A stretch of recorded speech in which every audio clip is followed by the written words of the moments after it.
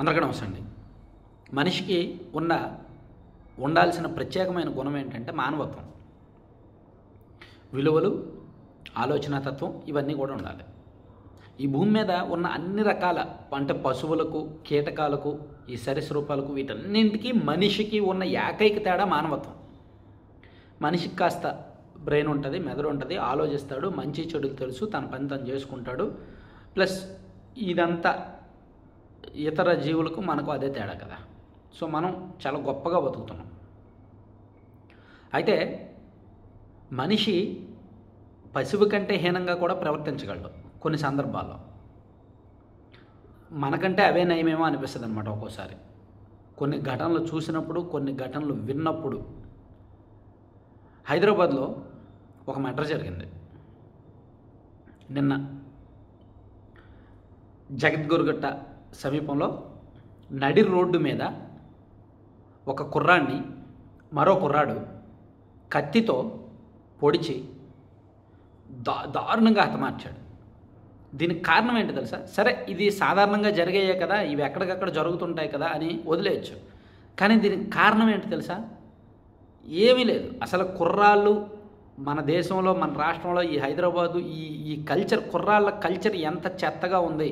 వీళ్ళు 18 ఏళ్ళు నిండిన తర్వాత ఏం ఆలోచించాలి, ఏం ఆలోచిస్తున్నారు, అమ్మ నాన్న కని పెంచిన తర్వాత వీళ్ళు ఎలా బతకాలి, ఎలా బతుకుతున్నారు, ఎంత చెత్తగా బతుకుతున్నారు అనడానికి ఇది ఒక ఉదాహరణ.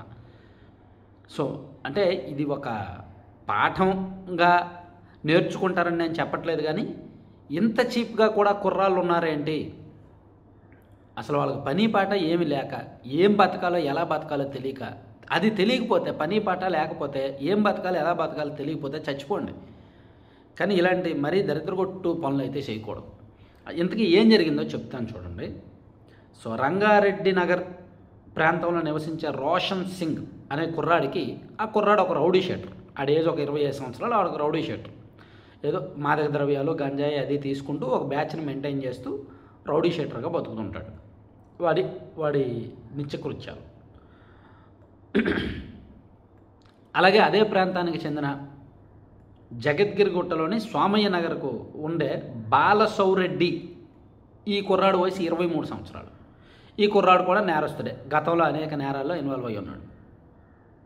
సో ఒక 2 వారాల కిందట ఈ రోషన్ సింగ్ ఏం చేశాడంటే, తన 6 మిత్రులతో కలిసి గంజాయి తీసుకొని శుభ్రంగా తాగి, ఒక అమ్మాయి కావాల్సి వస్తే అమ్మాయిని బుక్ చేసుకుందామని చూస్తే డబ్బులు ఏమీ లేకపోవడంతో ఒక ట్రాన్స్జెండర్ని బుక్ చేసుకున్నారు.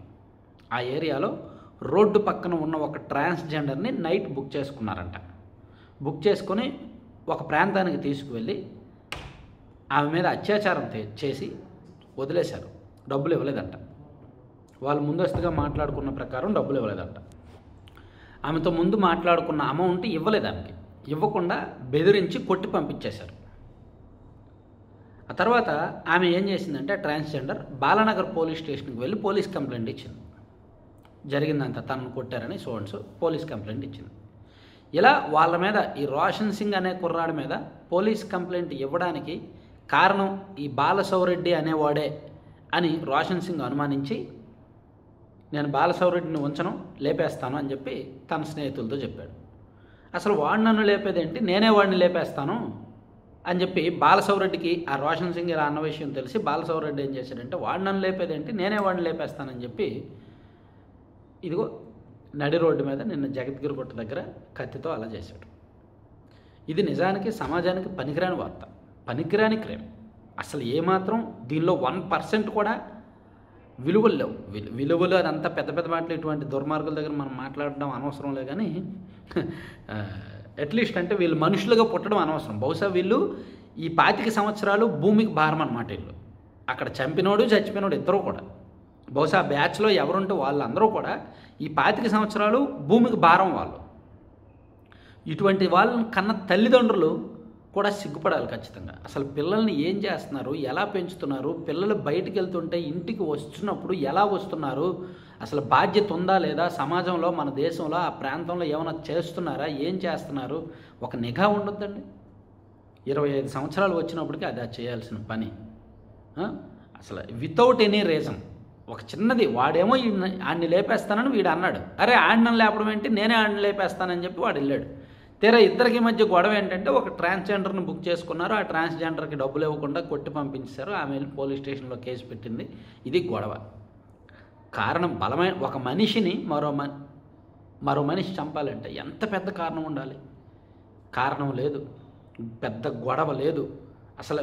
అందుకే నేనేం చెప్తున్నాను, వీళ్ళు మనుషులు కాదు. ఇటువంటి వాళ్ళు చాలామంది ఉన్నారు మన చుట్టుపక్కల, మన కళ్ళ ముందు చాలామంది ఉంటారనమాట ఇటువంటి వాళ్ళు. వీళ్ళకి కామన్ సెన్స్ మైండ్ ఉండదు, కామన్ సెన్స్ పనిచేయదు, బాధ్యత ఉండదు, ఇర్రెస్పాన్సిబుల్ ఫెలోస్, భూమికి భారం అనమాట. ఇటువంటి వాళ్ళు ఎవరైనా ఉంటే ఎంత త్వరగా వీలైతే అంత త్వరగా చచ్చిపోవడం మంచిది.